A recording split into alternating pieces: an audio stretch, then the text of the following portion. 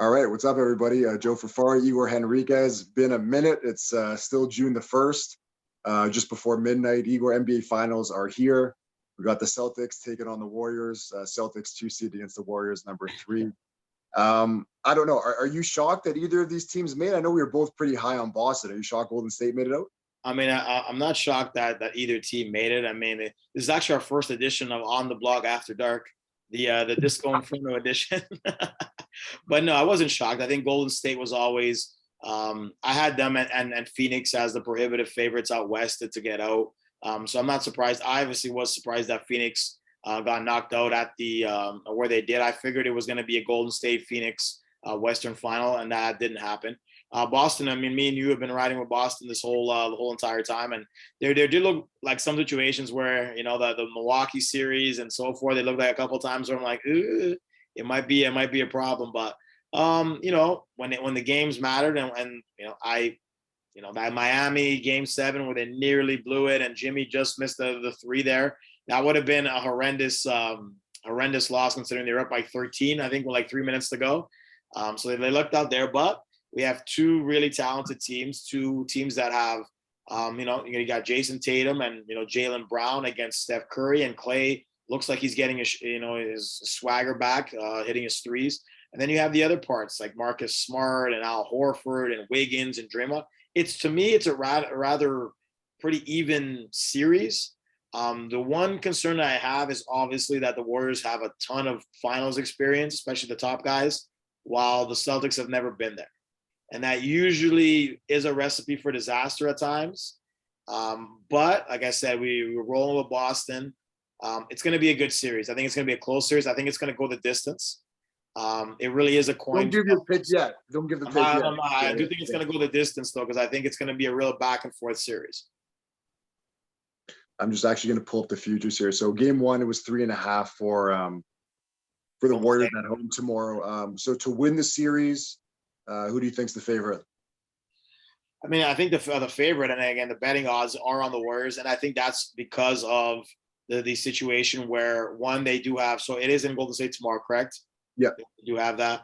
One, they have they have the home court, and like I said, it's the playoff finals experience that I think the bookies are looking at it and being like, well, the Celtics might have some issues in terms of jitters in the finals, first time there, but I think it's going to be real. I think the big matchup for me is going to be if Marcus Smart can stay healthy and what he does on Steph. No, nobody plays Steph as hard as Marcus Smart does. I mean, he injured him I think it was earlier this year. I think he rolled on his ankle.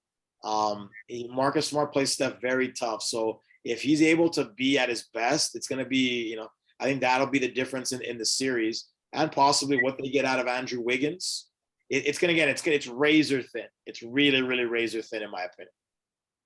It's a coin flip. Odds for the series: Golden State -155 and the Celtics +135.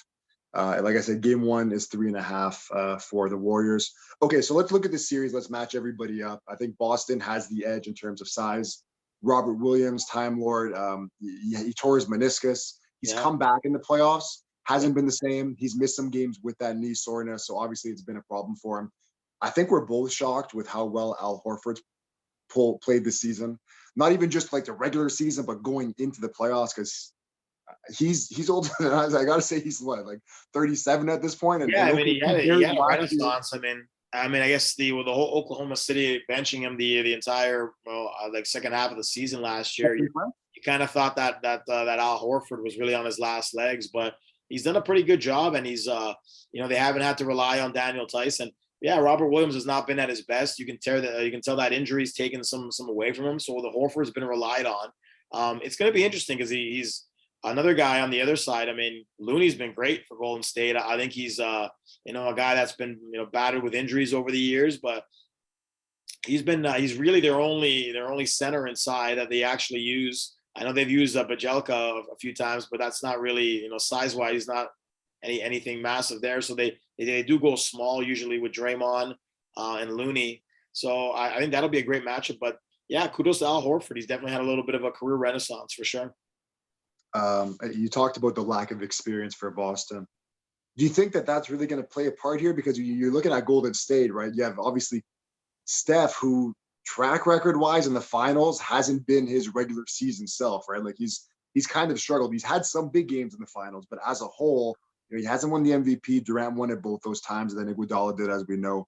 So I think that if you're the Celtics, what you want to do really is make sure that you can disrupt Steph as much as possible, let other guys beat you. We haven't talked about Jordan Poole yet. He's had a good playoffs, cooled off a little bit. Wiggins has been getting a lot of love, rightfully so, but at the same time, we talked about this with Lamar in the group chat, just about how Wiggins, is it shocking that he's, taken this next step? And then we talked about it. Has he taken the next step? Or is he just really in the role that he should be as a third or fourth scorer on a good team? I mean, it's also, and I mean, in the Mavericks series, I'll be honest with you there. I think, scoring wise, he also had an easy assignment because, we saw that Luka didn't really put a lot of effort defensively. And that's who they would really take advantage of. They tended to try to attack Luka, and Wiggins usually was the individual that took advantage of a lot of those situations. So, yeah, he's flourishing in a 3-4 role. Whether you think that Poole's a third option or Wiggins is the third option, he's flourishing where like defenses aren't keying on him. And again, he's always been a talented kid. You don't go. I guess there's those that go first overall that end up being really busts and they never do anything. Kwame Brown and a couple of other guys that Anthony Bennett, unfortunately, the Canadian shut up. But Wiggins always had a lot of talent. He just never maximized his potential. And yeah, I mean, as a third or fourth option, he's great. Like, I think we mentioned it in the voice notes. Like, you expect more out of a number one pick, but if he turns into a stellar guy that can lock down defenders and chip in with 12 to 15 in the playoffs, it's a decent role for him. I mean, it's not on the contract that he has, but that's what I'm saying, right? It's on the contract too. Role. It's funny. Little bit off topic. We'll get back in a second. I know that I posted that there were some rumors. Scotty Barnes had mentioned they were not true, but OG Anunoby had one out of Toronto, not happy with his role. So I just wanted to throw this past you really quick. If you had the option for either Andrew Wiggins or OG Anunoby, who would you want? I would take OG, simply based on the fact that I think Wiggins has had a few more years to really try to prove what he was, and I think we know what he is. I still believe, and it's just been unfortunate for OG in a lot of situations where he's just been so injury prone. I think he still has another level to go to where he can really be a force out there. It's just an unfortunate situation where he just can't stay healthy. And hopefully that isn't, his career projection where every year he ends up, missing 30 games, 20 games, 30 games. But to me, I think he shows improvement, and I think I'd rather see what I have there. And then you look at the contracts; it's definitely an easy contract in there right now too. But yeah, yeah. So I would take OG just because I think OG still has more to show, and I think he can reach it. He just needs to, stay healthy, which has been a problem. Yeah. Yeah, I was going to say quickly on him. He's falling down the pecking order too, obviously, with Scotty, Pascal. There's a lot of guys now too, right? Yeah. But again, it could allow him to really do, again, I saw, and I know you were a little bit like, well, OG will never really develop that offensive game that he's going to need to be a real star player. I saw some signs here and there that if he keeps working on it, he'd be okay. And again, worst case scenario, if he does end up being a third option on the team, we'll see how that pans out. But I wouldn't trade him right now, especially because I don't think his value is what it should be, because he's just coming off so many injury prone seasons. Like I wouldn't, like, they're like, oh, why trade him for Rudy Gobert? I'm like, I don't know if Gobert fits in the Raptors system. Obviously he's a great defensive center, but I don't know if he puts you over the top. So, and again, it's a bloated contract too, right? So I hope OG doesn't go anywhere, because I think he's still got another level, and I'm hoping it happens here in the in 6 over there. Let's get back to the finals. So the Celtics, Tatum and Brown, a lot of people said they couldn't play together at one point. I want to say they were like 25 and 25 or something, sitting in, it was 10th place in the East around Christmas time. Yeah. We've talked about it in the new year, January 1st. They've been on a tear. They've been setting records for point differential. If you're Steve Kerr, what's your game plan going against Boston? Is it simply just get the ball out of Tatum's hands, or do you want the secondary guys to kind of stop and limit them? I mean, I think the number one plan is to probably, and here's the thing, like Tatum struggled at times with dealing with PJ Tucker and guys like that. He had some games, but he didn't have like a Milwaukee type series where he was banging down 40 pointers every game. He had a few games where he didn't really like dominate a ton. My thing would be do a lot with what you did with, now obviously they can't do what they did with Luka because I think the Mavericks just didn't have the secondary scoring option, so you could really focus on trying to do what you could with Luka. But again, I would throw Wiggins on Tatum. I would try to make sure that he gets contained as much as possible and force Jaylen Brown to beat you. Again, Jaylen Brown probably gets covered by Klay Thompson, so there's matchups in there for them. Or you can even send Draymond at Tatum, so that they have the abilities there and so forth. The interesting thing will be for the Warriors. I think for the key thing, it won't be stopping the Celtics on one end, sure, but it'll be how are they going to free Steph from the clutches of Marcus Smart, and that'll be to me one of the keys as well. How Steve Curry is going to offensively get the best out of Steph, because we know that Marcus is going to try to drive him crazy, which is going to be really like, I'll be watching that tomorrow and be like, oh, let's see what Marcus does here with Steph. Like, he's going to try to get under his skin. He's going to be real physical. Steph doesn't like when guys get too physical with him.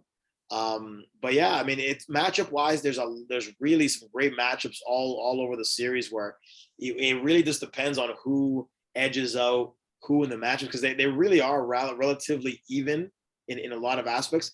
Though I think that the Warriors have a little bit more offensive bite, because again, how much of the Celtics they relied a little bit on Grant Williams to have some games. What are they gonna get out of him? Who's gonna be like Marcus Smart can shoot them out of games sometimes. Sometimes he gets a little bit too greedy with his shots, shoots them out of games. Who's gonna be the number 3 for the Celtics? Is it gonna be Horford? Horford sometimes has 15 and 10. Other games he has 2 points. Yeah, it's funny. I just pulled up Horford now. Excuse me. Yeah.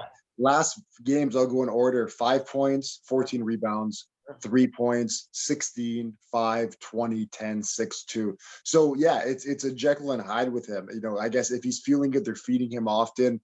And if it's not, it's really been the 3-headed monster, Brown, Tatum, and Smart.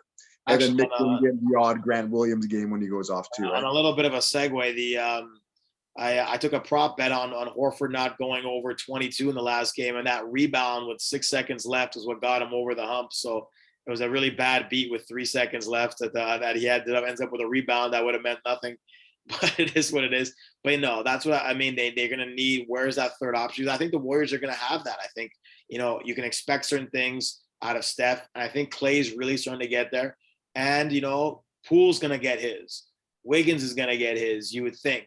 Who's going to get there for Boston as a third scoring option? I think that's going to be key, because they're going to need guys to step up and have some games, and to compete with the Warriors offense, because I think the Warriors offensively are the better team, and I think Boston's the better defensive team. Yeah, I think that's how it plays out in my opinion. Yeah, if Boston wins the series, I think it's going to be with their defense. Yeah, they're not a team that struggles to score by any means. I'd say they're still probably like a top 10 offense. And I've talked about this for a while, and I've always thought that Tatum was, I don't want to say a top 5 player, but a top 5 guy where you can say, go get me a bucket, and he has the ability to kind of like, isolate and get shot off kind of thing. Yeah, so with the Warriors here, I'm just looking at it now. Like the last game they played Dallas, it was, pull up the score. So they ended up winning by 10. Wiggins went 0 for 7 from 3. Klay went 8 for 16. Everybody else pretty much went 1 for 3 or so. So it was a bit of a scoring by committee there, with Klay leading the way with 32, everybody about 15 or 16. Before we make our picks, is there anything else you want to touch on in this series? I mean, it's one of the. Anybody you want to mention in this last segment of the series? Well, I mean, we don't want to really get into the special correspondent in these circumstances, because I mean, he'll definitely be rooting for his Boston Celtics. I will say though, if he starts egging on certain guys, what happens when he does all of that. But we're not going to get into all of that. I will say for the viewers that, again, I have been trying to get under his skin because of his I'm not a very I wouldn't say I'm a very spiritual guy in a lot of deaths, or believing in a lot of curses or things like that. But I've definitely tried to do my best to annoy him on particular elements when it comes to the curses on particular players. I know he made mention of Clay, but I doubt he'll be really on that. So, no, I mean, I think it's going to be interesting. I think, both sets of teams. I think for the Warriors, it is a chance at a dynasty type situation where, again, you look at it, it's a pretty crazy run if you think about it. They make the finals all those years. They had all those injuries. They end up at second overall, where they end up losing, almost like being one of the worst teams in the actual NBA. And then they don't. Right? And then I'm pretty sure that the next year they don't make the play. I think they made the play on, but don't make it. I remember they lost to the Lakers. That was last year. Yep. That was last year, and then they make it back to the finals. So you very rarely ever see a team go from being in the NBA championship to being dead set in the lottery in the top 2 pick, and then make it back to the NBA finals so quickly. And yes, it was more to do with injuries, and it was a very because Clay as well, right? Clay was injured, and Clay didn't play for almost 2 years, and Steph got injured. So it was really one of those really weird seasons, but a weird one all the same. So it's a dynasty for one, and for the Celtics, it's a really coming of age thing for guys like Tatum and Brown and because you look at it, that trade they made with the Nets really reinvigorated all this, because those first round picks, 2 of them ended up being Brown and Tatum. It ended up being a great deal for them. They got rid of Paul Pierce and Kevin Garnett, who were really at the end of their roads, and they were able to revamp and go on another championship run. It's been almost, I think that was a 2010 trade. It's been a while, but they ended up working out reasonably for them. So no, it's going to be a great series. I think it's going to be a lot of close games, a lot of crazy finish. But like you said, is Steph going to step up? Is Steph going to be the MVP? I think this might have to be Steph's moment. He's going to need to really prove some doubters wrong that he doesn't need guys like Iguodala stepping up, or KD and so forth. This really has to be his moment. And we'll see how it plays out. But there's a lot of good storylines. But I think the Marcus Smart, Steph Curry thing is going to be something I'm going to watch out for, because I think that'll be a very interesting battle and hopefully Smart remains injured. I know that ankle, he's missing games. Yeah. So I just checked it. Earlier today he was listed as questionable. I just pulled him up a few minutes ago. He's off the injury report, so he will play. Now he is going to play. Obviously he's not going to be 100%. So just kind of curious to see how he's going to be running around all those screens and chasing around Curry with a bum ankle, right? Yeah. Going to be, again, and that's part of the guys, because the way that Steph's so tricky with his offense, when you're on a bum ankle, that's probably the hardest guy to cover, because he's always moving around, and it's not, if you're on a bum ankle, he's very hard to keep up with in those respects. But we'll see how it pans out. It's going to be interesting. Defensive player of the year against one of the NBA's premier offensive players. Can't ask for much better than that. All right, it's time to make our picks. I'll let you go first. Let me know who you're taking and in how many games. So, I have to be a man of my word, because I did pick Boston to make the finals. I did have him going up against Phoenix. I will stay with the Boston Celtics. I think it'll go all the way to 7 games. I'll be honest with you. I'm not uber my pick's going to get in there 100%. It's going to be a battle, but I'm going to take the Boston Celtics in 7 games. New champion. You already know who I'm taking, right? I earlier when we did our pre-playoff show, I took Celtics. Excuse me, yeah. Celtics to beat the Suns, and obviously the Suns. We could talk about them on a different date, but I'm going to take the Celtics, and I'm going to take them in 6 games. I wanted to do it in 5 games, but I'm going to do it in 6. Wow, five would have been something. I think, and I've been listening to a few shows too. With Golden State, everybody has this nostalgia when you hear Steph and Clay and all them. It's not the same team, obviously, right? We know that Durant's gone. That's a given. These guys are a lot older. Steph is probably in the twilight of his prime. This is probably the last year maybe of his prime. He's going to start to decline. Obviously, he's a shooter, doesn't rely on athleticism. But and then obviously with Clay, Achilles knee, he hasn't been the same guy. He's taken it up recently. And Kuminga, you talked about that trade. This is a guy that came in, but not playing major minutes for them yet. I want to see if he gets some time in there as well. I think he will, because I think they're going to need him on defense. Yeah, maybe to throw him at Tatum, right? Yeah, they're going to need to throw him on defense for sure. Yeah, and they have limited options off the bench when it comes to certain guys defensively. Yeah, so with Wiggins and Wiggins and Clay, whenever one of those guys needs a bit of a break, maybe come in and defend those guys. I know he's not an incredible defender, but he has size, athleticism. So yeah, that's my pick. I'm gonna take him in 6.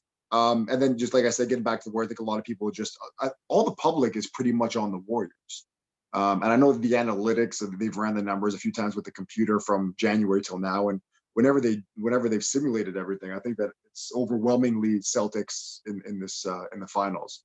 Yeah, I'm I think. gonna go with that. Yeah, like I said, I think the public is mostly on the Warriors because they believe, in that whole experience factor that's going to play a key role. Now, will it or will it not? I think at times you'll probably see, some factors of it, and I wouldn't be surprised if tomorrow the game doesn't go all that great for the Celtics because they'll be on that big stage and maybe they, for in the first quarter or they're in a little bit of a haze. Who knows? You just never know because some of these games, I mean. You look at the Game 7 game against Miami, which was a back and forth.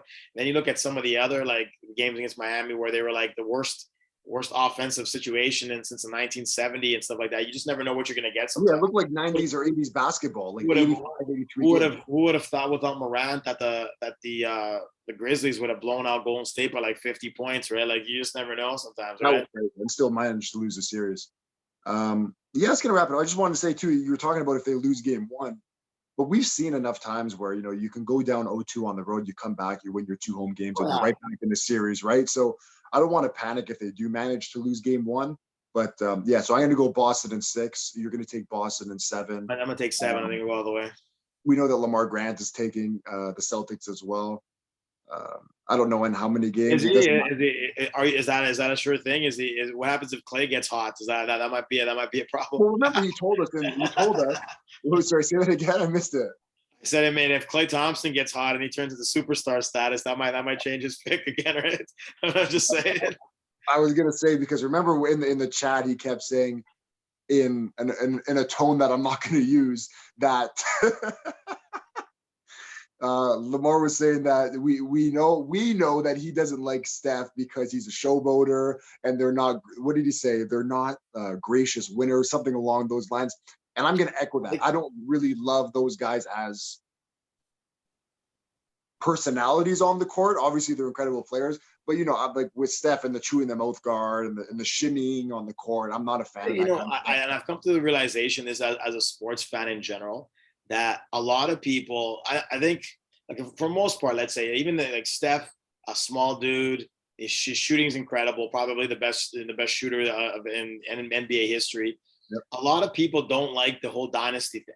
They like and I think that's where Lamar comes from, where Lamar likes to have different winners and every year, and he doesn't like the dynasty thing because everybody turns on the dynasty teams. It doesn't matter if they're squeaky clean or not squeaky clean. No one likes, and especially other fan bases, no one likes continuous winners over and over again because you just hate all that success. But he does like Michael. Nature. What was that? He does like Michael and the Bulls. Who dislikes Michael and the Bulls? Lamar is a fan of Michael Jordan of Dynasty, right? See, that's a different situation though. He's a fan of that because he grew up in the Michael Jordan era, and he was a huge fan of Michael Jordan. Because Michael Jordan was always the be all and end all to him. It's a different situation. We all grew up. Nobody hated. I mean, maybe other fans hated Michael. There was no social media back then. I never heard anybody say, "Oh, I really hate Michael Jordan." Maybe I'm sure the Utah fans probably hated Michael Jordan, and the New York fans probably. But you always respected what Jordan brought to the table. And I think in this day and age, and again, let's be honest, Jordan with the tongue, and like it wasn't like Jordan never celebrated. Let's be real here. It was a different era and how things were really put together. And even like for example, like I remember I sent that picture of Larry Johnson as Grandmama. Yeah, on Family Matters with Steve Urkel. Like back then, no one thought twice about it. Like Larry Johnson he's this huge guy dressed up as a grandma. Everyone thought that was great. And in this day and age, that would be dissected to Lord knows where that would come from, right? Yeah, people wanted to see his off-season workout videos. Yeah, exactly. You probably get drug tested like right away, like situation. The no fun league.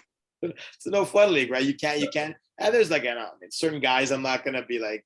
Say that I'm a fashionista and I understand what the heck they're doing half the time these days, but it is what it is. But Yeah, I guess you're right there. I think like that maybe that's the one example in terms of maybe Lamar where he has the Jordan, because again, everyone loved Mike. Everyone wanted to be Mike back in the day, right? So Space Jam, he was a beloved individual. And I think I personally just want to because we haven't done this on the show for a while. I want to state to everybody that I've never been a Michael Jordan hater. I grew up loving Michael Jordan. When it came to the dunks, I stayed up to watch those Utah series. I've always thought Michael Jordan, and I still think that Michael Jordan is the best scorer in NBA history. That I'm not taking things away from Michael Jordan in a sense by comparing him with LeBron and so forth. I always thought Michael was a great athlete and again a great basketball player. Definitely, I would definitely top one, top two, everywhere you want to put it. It's been a great play. Now, we can argue back and forth. Would he have been in trouble in this era? Absolutely, because we know about the gambling and the drinking and all that other stuff. In this day and age, I don't know how that would work, because he would be on social media. He would be in a lot more problems with the lifestyles that he had. Even him and Charles Barkley, all those guys that criticize these guys in this day and age, like they were doing stuff 10 times worse back in the 90s, and they just never got criticized as much because there wasn't any social media.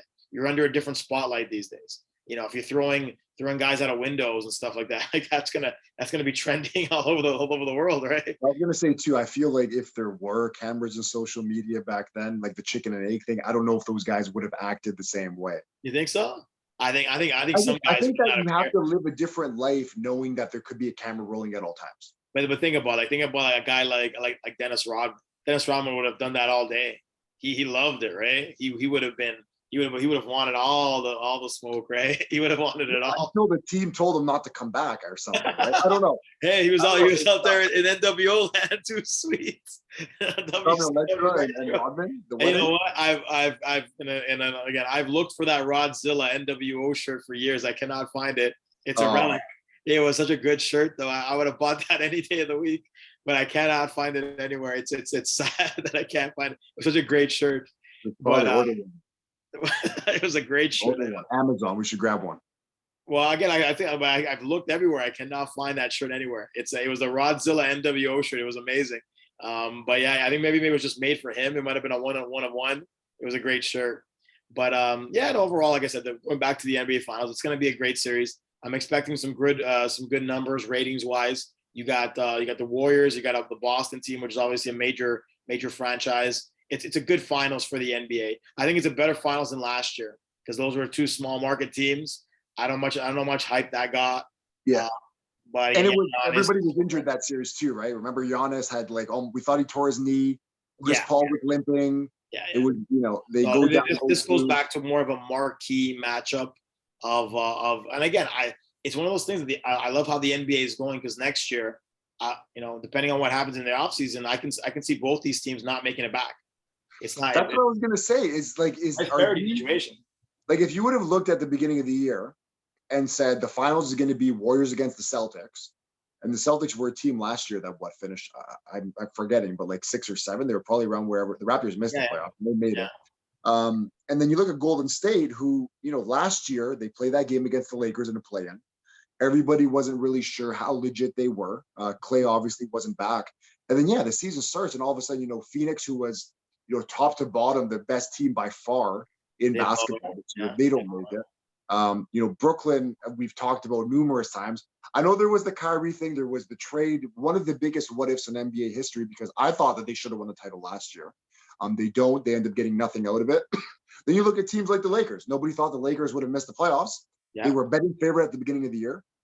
Clippers, Kawhi goes down, doesn't come back. Paul George tears his elbow halfway through the season. That's a fiasco. They get Norm Powell. Like there's Jamal Murray. Like there's a lot. Everybody next year is going to be a lot better, including every team from Toronto to the Pelicans who are getting Zion back. Like everybody is going to be better. So there's a big time parity in the league where there's no real dominant force. And I'll be honest with you. I mean, I was confident in the Boston situation, but if I'm being real with you and considering that the series went 7, do I think that Boston would be here if Middleton had been available to play? Probably not. I'm being honest. Yeah, exactly, right. And who knows, because that series was going back and Well, forth I too. mean, they were relying on what's that? The guy from Duke, the Grayson low Allen, blower, Grayson Allen, and like they. another Lamar Grant favorite. Oh man, they'll get. Oh, I really should have gone on that one more, but I let that one slide. Oh Yeah. no, we did. They don't need Middleton. They got Grayson Allen. I'm like, You know how many people know that? I think Lamar was one of them, and so was Parker. I remember had mentioned that too. But hey, you play the game, and things happen.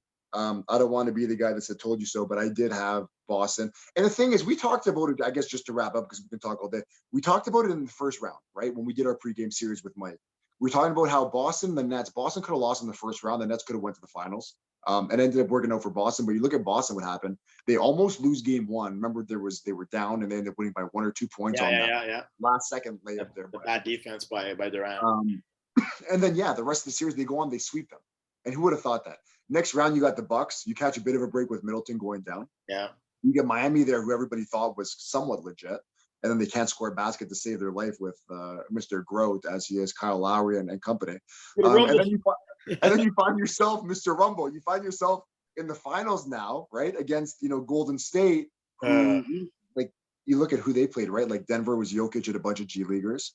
After that, they ended up playing Memphis, playing Dallas, and you look and you're like, it's crazy because you go through the whole series and you're like, are those the teams that you really beat to get in? But who else is left?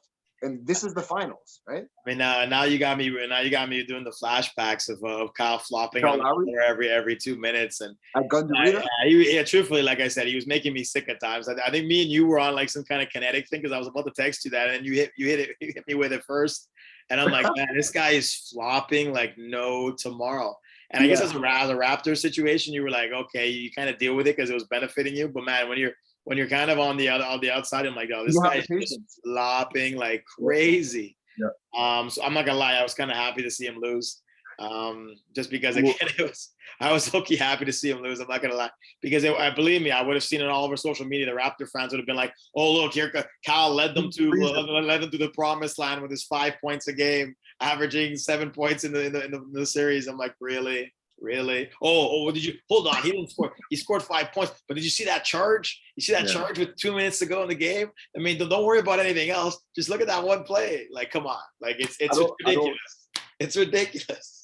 I don't know if I sent it to you, but I sent it to Zane. It was Ryan Russillo from the Ringer, Bill Simmons guy, and he was talking about it. It was they were together, and the quote was, he said something like, he goes, "You know what?" And he was getting all heated. He's like, if the NBA TV right deal was done, and every player played like Kyle Lowry, everybody would say, I'm passing on the rights, because nobody wants to watch that guy play. He goes, it's too hard to watch him. He goes, all that guy does is try and take charges all game, and he scores. Take charges he embellishes a lot, and you can tell like when certain things, when he really just throws himself out. And I think they ran a poll on who was the bigger flopper, Smart or Lowry, and it was just like, oh, I don't know. Like in that series, it was definitely Lowry. Smart, when he does it, like he'll like jump back. Lowry will just fall. And even the All-Star game, remember Lowry's trying to take charges in an All-Star game. It's getting ridiculous. Speaking of getting ridiculous, we did our finals. I don't want to call it a preview, our predictions. We're gonna get together back on Sunday because we're gonna watch that game together. So we will have, I guess, a bit of a recap after game one and then talking about game two and the rest of the series. We'll try and get Lamar on it. No promises. It's a new day. It's a new day, ladies and gentlemen. I want to mix in a voice note here and there. Just hit the play button on my phone and just a throwback. Tell him that he's coming for us, coming for the neck. We've made a pact that we can't let it out. So I know I thought I was in timeout. I haven't. Maybe when the series starts tomorrow, he'll reemerge like Batman. But be quiet in here, boys. I thought it's been all of a sudden it gets too quiet and then he just jumps out of somewhere and then I think he was pretty mad at Marcus Smart for that comment that I read that correctly. He didn't like that comment. Well, I mean, that was one of Lamar's darker days when LeBron took down his Celtics a couple of years back. So here's the quote: "Why is that idiot opening his mouth?" Marcus Smart, when they played LeBron and those guys, we definitely would have beat Golden State that year. That, to be honest, that triggers a memory. That was when Lamar said, "I'm done with these guys. I can't forgive them," was the quote. Remember when they went like 0 for like 1 for 20 from 3? Terry Rozier and a lot of those guys. Yes. Obviously, like time heals all wounds. Time Clearly, heals all wounds, and we're back. We're back, baby. clearly, time heals all wounds. And I mean, he comes in, he comes dressed in the hat and the In the Hamburglar, the Hurricane. the Hamburglar. That's what the boy, Rock called boy. the Hurricane, wasn't it? I mean, so it was the Hurricane, Shane Helms. That's exactly what it was. But we know what we got to give Lamar some opportunity to defend himself. So hopefully we can get him on at some point in a situation. Maybe I don't know. Maybe even if it's virtually, even will probably still be pretty funny. But we'll try to get a show in there. I'm sure he's gonna come from my neck. I mean, that's just the normal situation. That's a given. It is what it is. The right versus the left, the people versus the faction. No, all right. We'll wrap that one up. So you have Boston in 7. I have Boston in 6. And we will chat with you guys on Sunday. Enjoy the NBA Finals. For Igor and Joe, thanks for tuning in, and we'll see you guys later.